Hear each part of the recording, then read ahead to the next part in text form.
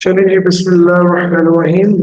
Chapter 15 hardware और उसका इंशाल्लाह तीसरा लेक्चर।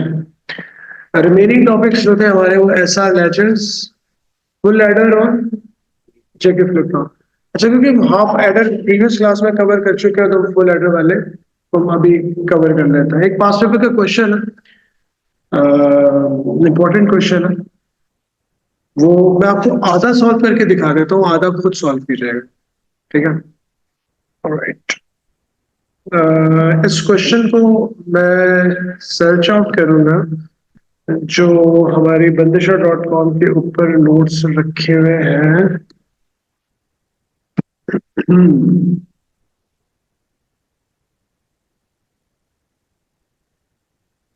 E2 लेवल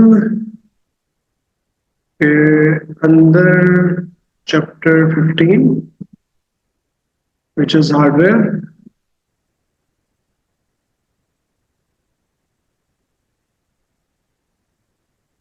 और इसी के अंदर हमें मिल जाएगा इसके टॉपिकल पास पेपर्स भी होंगे नीचे।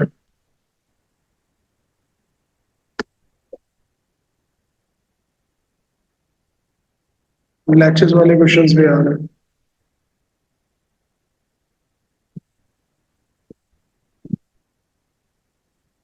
This is the one.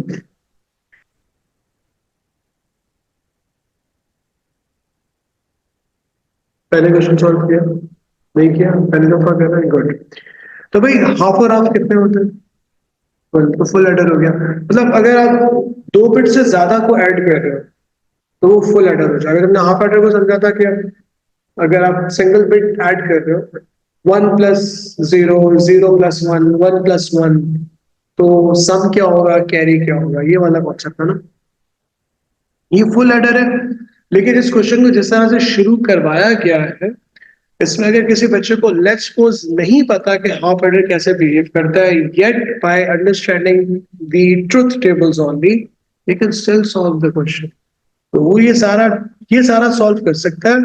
उसको बस ये यहाँ पे थोड़ी मुश्किल होगी, ठीक है? बाकी जो इसके पार्ट्स से कनेक्टेड है, मतलब 2 नंबर तो ले लेगा, लेकिन बाकी 5 नंबर लेना उसके लिए थोड़ा मुश्किल होगा।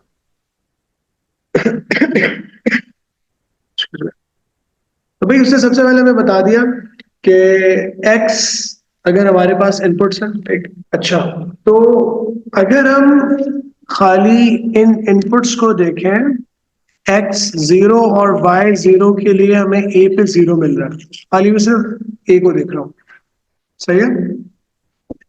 और इसके बाद अगर x 0 और y 1 पे आपको, इस पे भी ये 0 मिल रहा है, 1 और 0 पे भी 0 मिल रहा है, 1 1 के ऊपर 1 हो रहा है। इसका मतलब कि कौन सा वाला गेट हो सकता है ये, कि सारे के सारे इनपुट 1 होंगे तो सिर्फ तब आपके पास आउटपुट 1 आएगा। ये कौन सा वाला गेट है? अगर मैं सिर्फ इस ट्रुथ टेबल को देखूं, इस वाले सारे, सर XOR। नहीं भाई, एंड गेट होता है ना। इसका मतलब जो तुम्हारा ए है ना, ये एंड गेट की तरह बिहेव कर रहा है। इसका मतलब ये कि जो ए आउटपुट है ये एंड का आउटपुट है। सारे इनपुट 1 होंगे तो आउटपुट 1 होगा।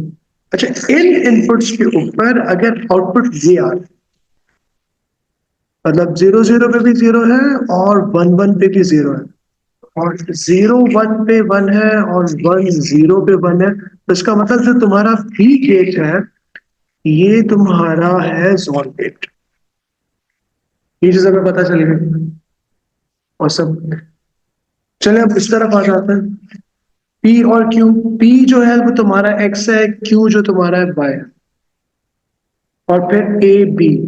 अच्छा, यहाँ पर भी ए बी है, यहाँ पर भी एक्स वाई है, तो इसको हम x1 y1 कह देते हैं, इसको a1 और b1 कह देते हैं, इसको x2 और y2 कह देते हैं, इसको a2 और b2 कह देते हैं। ठीक है, इसको हम सॉल्व करते हैं। नीचे p और q हमारे x1 और y1 है, तो a1 का आउटपुट क्या आएगा? याद रहे कि हमारा जो ए है वो एंड गेट है, और B1 हमारा, बी कौन सा वाला गेट है, जॉर गेट है। और X1 Y1 तुम्हारे, देखो P तुम्हारा X1 हो गया, Q तुम्हारा, इसको तुम चाहो तो X1 और Y1 कह दो थोड़ी देर के लिए। तो ए क्योंकि एंड गेट है, तो 0 0 पे 0, 0 0 पे 0। अच्छा, अच्छी प्रैक्टिस होती है जब एंड कर रहे हो ना, तो आप देखोगे सारे वंस कहां पर हो रहे हैं। सिर्फ यहां पर हो रहे हैं सारे वंस, यहां पे वंस हो रहे हैं। ए यहां पे बनाएगा, यहां पे बनाएगा, बाकी सारे जीरोज होंगे। ठीक है, बीज और गेट है इसी X1 और Y1 के लिए आसान। तो 0 0 इनपुट सेम है, और इस जगह पे 0 0, क्योंकि P1, सॉरी, X1 और Y1 इन इनपुट्स के लिए मैं इसका आउटपुट निकाल रहा हूं, और ए और बी का मैं ऑलरेडी ऊपर बिहेवियर देख चुका हूं। बाकी सारे यहां पर हो जाएंगे 1। अब पी और क्यू को जब देखेंगे, X1 और Y1 को देखेंगे, ये चीज करने के बाद हम नीचे आ जाते हैं। अब यहां पे जो X2 है तुम्हारा, वो तुम्हारा बेसिकली B1 है, ये देखो वो तुम्हारा X2 है, सही है। और Y2 तुम्हारा क्या है, ये तुम्हारा R है। X2 और Y2 को तुम्हें आपस में A2 करना है, यानी कि एंड करना है, और B2 करना है, यानी कि जोर करना है। तो जब तुम A2 के लिए बनाओगे, तो तुम देखोगे X2 को और Y2 को, यानी कि तुम देखोगे 0 और 0, ये एंड है A2। तो इनमें अब तुम देखोगे कि 1 1 कहां पर है, तो हमें यहां 1 मिल गया, X2 Y2, और हमें यहां 1 1 मिल गया, बस। ठीक है ना, बाकी हो जाएंगे तुम्हारे 0। इसी तरह से अब हम B2 को भी देख लेते हैं। B2 के लिए भी हम X2 और Y2 को ही देखेंगे, यानी कि इसको और इसको। जोर गेट में क्या होता है कि सिमिलर इनपुट 0 होता है, तो 0 0, डिसिमिलर यहाँ पे 1 0। सिमिलर को देख लेते हैं पहले, बाकी सारे, इधर भी 0 है, इधर भी 0 है, तो 0 आएगा। इधर भी 1 है, तो इधर भी 1 है, तो 0 आएगा। इधर भी 1 है, इधर भी 1 है, तो 0 आएगा। 0 0 है, तो 0 आएगा। बाकी सारी जगह पे खुद ब खुद 1 1 हो जाएगा। 1 1 1 1। जो B2 है वही K है, तो 0 1 1 0 1 0 0 1। अलबत्ता J के लिए A2 को और A1 को आपस में और करना है, और गेट बनाना है। तो हमें A1 को और A2 को, इन दोनों को आपस में और करना है। तो एक हमें यहां 1 नजर आ रहा है, और एक हमें यहां 1 नजर आ रहा है, और हमें यहां 1 नजर आ रहा है, और यहां 1 नजर आ रहा है। सही है, सॉलिड हो गया ना। अब बेटा ये हमारा आउटपुट आ गया। जी सर। अब असल गेम ये है, क्योंकि हाफ एडर हाफ एडर दोनों मिलके फुल एडर बना रहे हैं।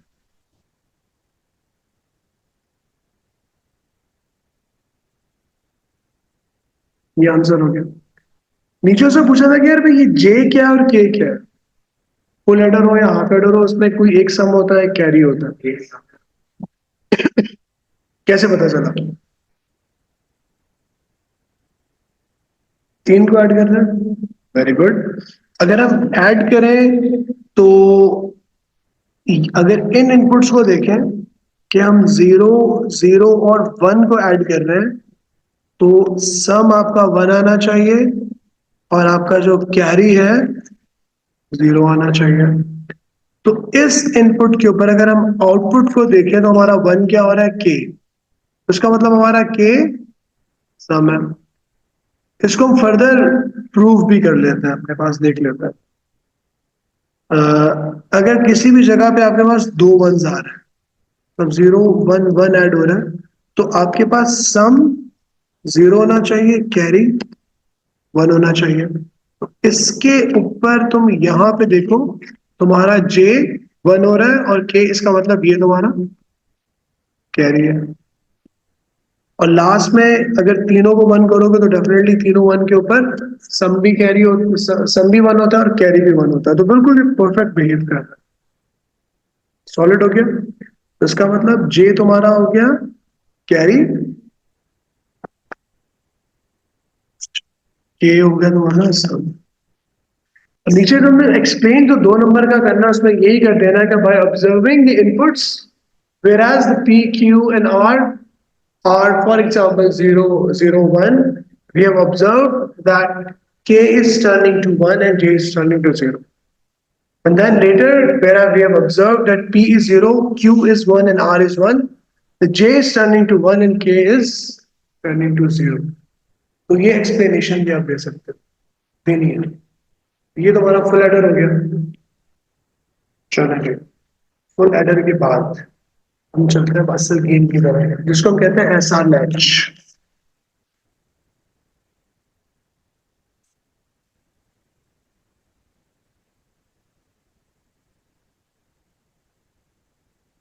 ऐसा लैच करके तुमने रेक्टिफाई किया होगा कि अगर हम यूजिंग नॉर बनाए,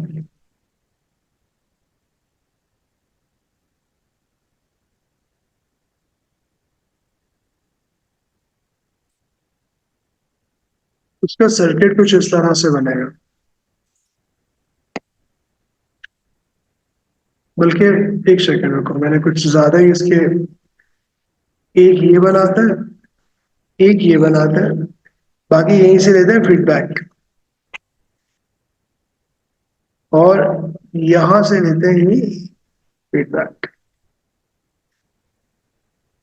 अब इसमें से कौन सा वाला सेट रीसेट है, कौन सा वाला क्यू और क्यू डैश है? Okay, that's the trick that we need to learn. अच्छा, एस आर लैचेस जो है ना, बेसिकली ये टू स्टोर, एक स्टोर का मतलब latch a single bit.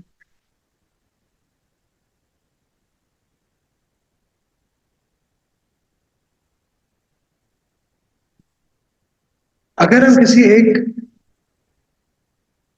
Bit के अंदर 0 स्टोर कर दें तो 0 स्टोर रहे, और अगर हम कहीं किसी बिट पे 1 स्टोर करें तो 1 स्टोर रहे। ये ऐसा लैच होता है।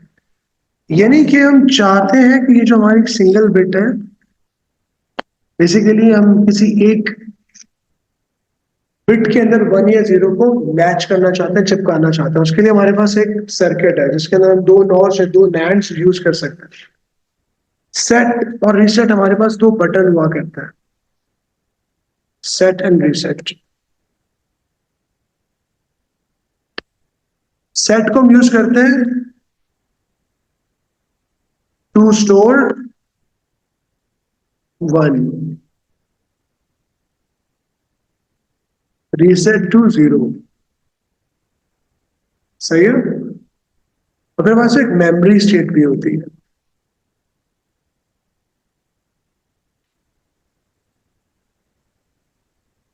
अगर मुझे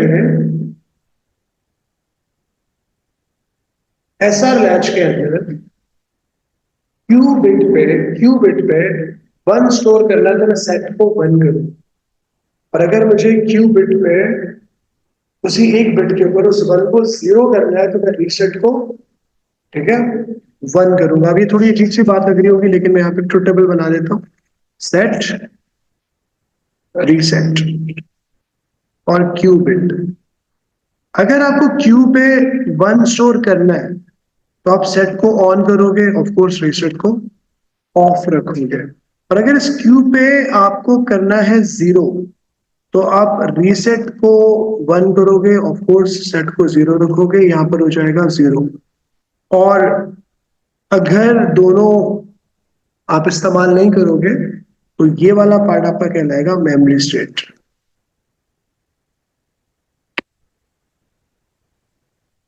बाकी एक इनवैलिड स्टेट भी होती है, लेकिन इसकी फिलहाल हम यहाँ पे मेंशन नहीं करेंगे। ये आप तुम्हारा समय ऐसा लैच का ट्रुथ टेबल। इसको समझने के लिए और फर्दर सही थॉरली समझने के लिए क्या ये नॉर गेट बिहेव कैसे करे। नॉर गेट का अगर मैं खाली नॉर गेट का ट्रुथ देखो, ऐसा आता तो मैंने ट्रुथ टेबल बना दिया, हमने एडवांस में काम करके रख लिया। अगर मैं जस्ट नॉर गेट का ट्रुथ टेबल देखूं,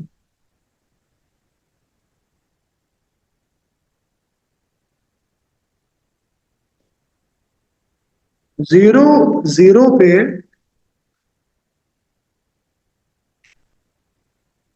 नॉर के अंदर ए प्लस बी को होल मारना, 0 0 पे और के अंदर 0 होगा, इसमें 1 हो जाएगा, ऑपोजिट होगा ना। 0 1 पे और में 1 होता है, इसमें क्या हो जाएगा, 0। 1 0 पे और में 1 होता है, इसमें हो जाएगा 0। 1 1 पे और में 1 होता है, इसमें हो जाएगा 0। ठीक है। इसका मतलब कि हम नॉर के ट्रुथ टेबल को देखते हुए ये कह सकते हैं कि if any input 1, आउटपुट 0। अगर कोई सा भी इनपुट देखो, इस छोटा में लेकर के कह सकते हैं ये देखो, कोई सा भी इनपुट 1 आ गया, सारे बन गए, कोई सा भी इनपुट 1 आ गया, कोई सा वाला इनपुट भी बेटा यहाँ पे इस जगह पे, कोई सा इनपुट भी 1 आएगा तो आउटपुट 0 आएगा। इसका मतलब ये है कि अगर मेरे पास एक भले एक नॉर गेट हो और उसके तुम्हारे पास भले 4 इनपुट हो, लेकिन अगर किसी एक पे भी 1 आ गया तो आपने बाकी इनपुट्स को देखना ही नहीं, तो इसका मतलब कि 0 ही आएगा। ये लॉजिक यूज करते हुए हम अब इस नॉर गेट को कंप्लीट, इस नॉर गेट ऐसा लैच को कंप्लीट करेंगे। ये मैं क्यों बता रहा हूँ, क्योंकि जब आप कभी ड्रॉ करो, इससे रेलेवेंट किसी भी तरह से घुमा फिरा के क्वेश्चन है, उसको हर तरह से संभाल सको। लेट्स सपोज इस सर्किट के अंदर हमें नॉर गेट का जो बिहेवियर पता चल गया, इसके अंदर मैं इसको कर देता हूं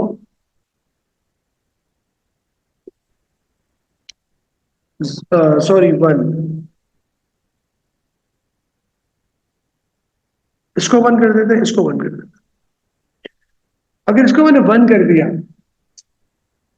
तो हर हालत में हमें पता है ये 1 आगे 1 आ जाएगा, नीचे वाले इस इनपुट को देखने की जरूरत ही नहीं है, क्योंकि अगर नॉर गेट में 1 हो जाए आउटपुट हर हालत में 0 ही आएगा, तो आउटपुट हमारा 0 आ जाएगा।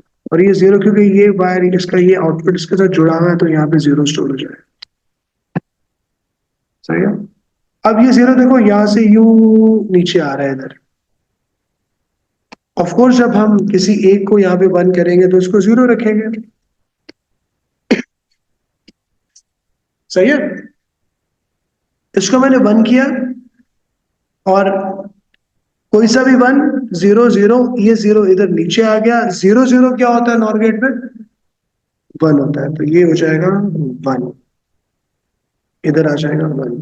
और ये 1 अगर यहां पर भी चला जाएगा तो 1 1 क्या होता है नॉर गेट में, 0 ही होता है। अच्छा, मैं लुकिंग एट दिस, क्योंकि अगर मैं इस एक्चुअल ट्रुथ टेबल को देखूं तो इसका मतलब ये कि ये मेरा रीसेट है। रीसेट को मैं 1 करूंगा तो यहाँ पे 0 आ जाएगा, और यहाँ जो कि ये तुम्हारा अगर क्यूबिट कहलाता है, सॉरी ये तुम्हारा क्यूबिट कहलाएगा, ये क्यू का नॉट कहलाएगा। सही, सिंपली क्यू का नॉट उसका ऑपोजिट होता है ना यार। ये हमें बस ऐसे ही फालतू में एक रिजल्ट मिल जाता है। सही है। अब मेमोरी स्टेट क्या होगी कि रीसेट को तुमने 1 करने के बाद भले तुम इसको 0 भी कर दोगे, रीसेट को यूज करते हुए रीसेट के बटन को प्रेस करके 1 करके दोबारा छोड़ भी दिया, 0 भी कर दिया, तो भी तुम देखोगे कि इसका ये वाला जो 0 है चिपका रहेगा, लैच रहेगा, तो इसको कहते हैं मेमोरी स्टेट। तो ये चीज वेरीफाई हो गई। अच्छा, इसी तरह से अगर तुम इसको फॉलो करना चाहो, अब ये रीसेट है तो फिर ये वाला सेट होगा, इसको 1 करो, हर हालत में 0 होगा, यहाँ क्यू डैश में 0 आ जाएगा, ये 0 ऊपर चला जाएगा, अगर ये 1 है तो ये 0 है, 0 0 ये 1 हो जाएगा, और ये 1 नीचे यहाँ पर आ जाएगा। और सेट को 1 से 0 भी कर दोगे तो ये वाली स्टेटस बरकरार रहेगी। So this is how the SR latch actually behaves. तो ये ऐसा लैच है, ऐसा लैच है वो यूजिंग नैंड गेट भी आनी चाहिए। नैंड गेट के अंदर ऐसा जो है वो ऑपोजिट बिहेव करती है, अगर आप दो नैंड यूज करते हुए बनाओगे।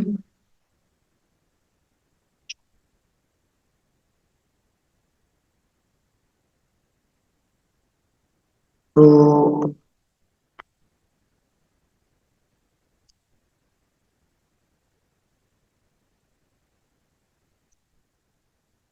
ये चीज तुम्हें याद हो जाएगी कि इस तरह से हमें फीडबैक बनाना होगा, ठीक है। फीडबैक मजे का नहीं बना यार, ठीक है, आप लोग ज्यादा अच्छा बना दीजिएगा, मेरा वाला जरा इस दफा अच्छा नहीं बन रहा। डैन गेट के ट्रुथ टेबल को समझना बड़ा इंपॉर्टेंट है, बिल्कुल उसी तरह से कि ये किस तरह से बिहेव करेगा। अगर आपके पास इनपुट्स हो A dot B whole bar, तो 0 0 पे एंड के अंदर 0 होता है, इसमें 1 हो जाएगा, 0 1 में भी एंड के अंदर 0 होता है, इसमें 1 हो जाएगा, 1 0 पे भी एंड में 0 होता है, 1 हो जाएगा, और 1 और 1 पे 0 हो जाएगा। इसकी इक्वेशन कैसे बनेगी, इक्वेशन को क्या लिखेंगे, क्या लॉजिक बनती है।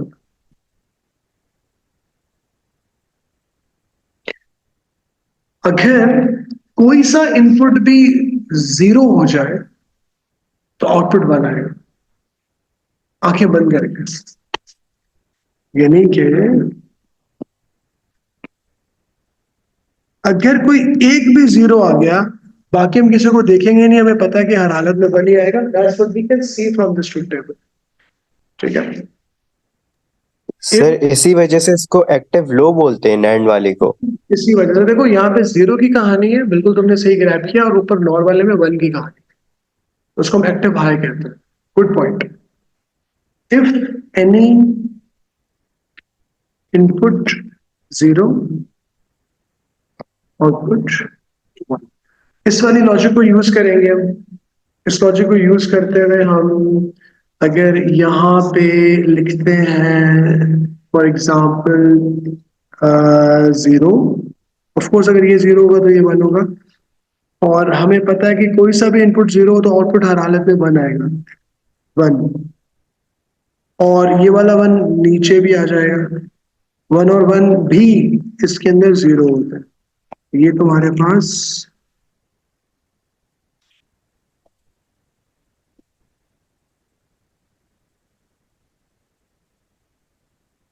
0 और क्यू के अंदर 1, सेट रीसेट, सही है।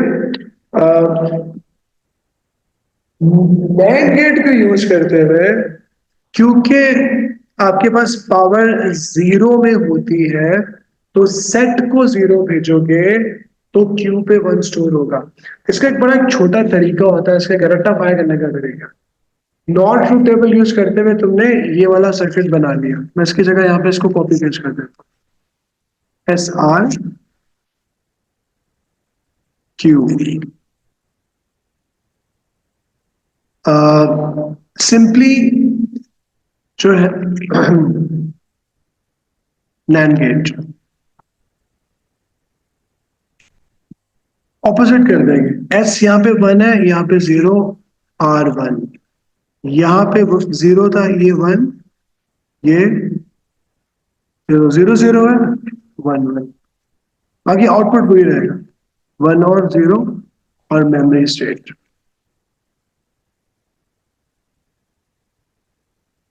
Simply NAND gate NOR gate का ऑपोजिट है।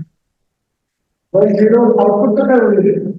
आप चेंज इसको करोगे, अगेन इसको 1 0 की जगह 0 1 0 1 की जगह 1 0, क्योंकि पावर जो है वो 0 के पास चली जाती है।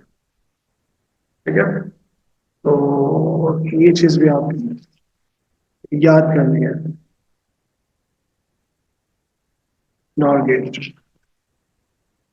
ठीक है, चलिए। So this is the SR latch का इंट्रोडक्शन। पास पेपर के कुछ क्वेश्चंस हैं, वो मैं आप लोगों के साथ डिस्कस कर लेता हूँ। एक क्वेश्चन हम कोई कर लेते हैं।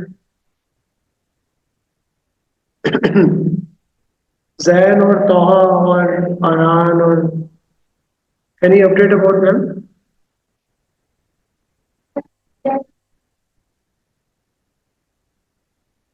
अच्छा, चलो। देवेर, ये हमारे पास एक ऐसा लैच है यूजिंग नैंड गेट्स, और नीचे उसने उसकी वैल्यूज भी दी हुई है। अगर अगर हमें अगर हमें इसका ट्रुथ ऐसा लैच का लेट्स टेबल याद भी नहीं है, तो हम ये वाली लॉजिक यूज करते हैं कि यार नैंड गेट का तो हमें पता है ना, यार 0 0 पे 0 आता है लेकिन 1, नैंड है ना, ऑपोजिट हो जाएगा। 0 1 पे 0 आता है लेकिन 1 0 पे भी 0 आता है लेकिन और 0। तो ये वही वाली लॉजिक है यार, कोई सा भी इनपुट 0 होगा ना तो 1 हो जाएगा। तो हमें क्या पता है कि अगर एस को तुम 0 करोगे तो यहाँ पे 1 आएगा, इस फॉर्म में। हम इसको इस तरह से भी याद कर सकते हैं, ट्रेस भी कर सकते हैं। बाकी ट्रुथ टेबल कि अगर हमारे पास S1 है, R 0 है, तो Q आपके पास, अच्छा ये हमने अभी जो हमने किया ये वाला किया, S 0 R 1, उस पर Q 1 आएगा। सही है। अच्छा, इसको याद करने का तरीका ये भी होता है, ये भी मैं जल्दी से बता दूं। आपको जिस तरह से अच्छा लगे ट्रेस करके कर लो, या कॉन्सेप्चुअली याद करके कर लो। देखो, नॉर गेट पे हम कहते हैं, इसको मुझे थोड़ा सा देख भी लीजिएगा, कि अगर मुझे इस सारी कहानी होती क्यूबिट की, इसकी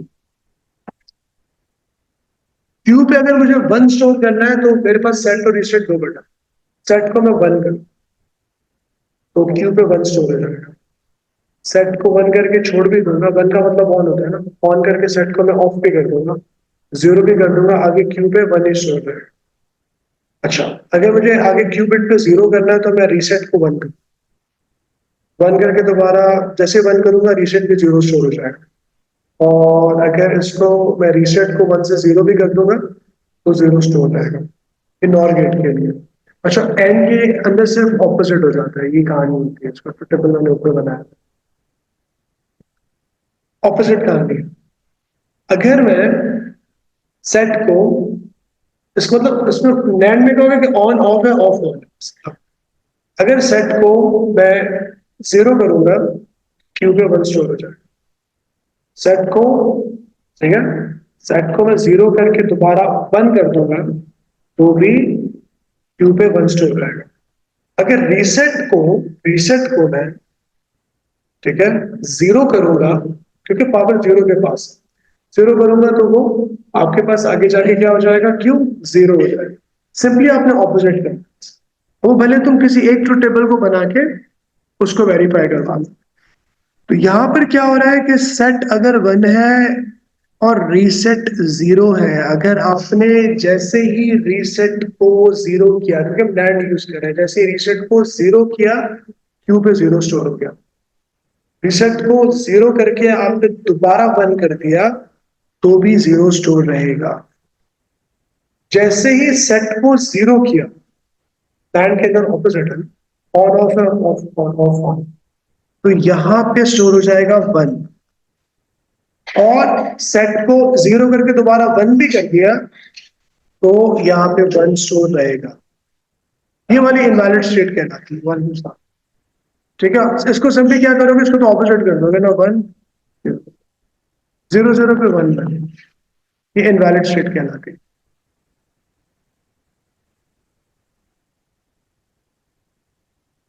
ऑफ कोर्स क्यू और क्यू डैश एक दूसरे का ऑपोजिट है ना, तो दोनों 1 1 कैसे आ गए, इनवैलिड है। One of the combination in the truth table should not be allowed to occur. State the values of S and R that should not be allowed. Of course, ये वाली 0 and 0.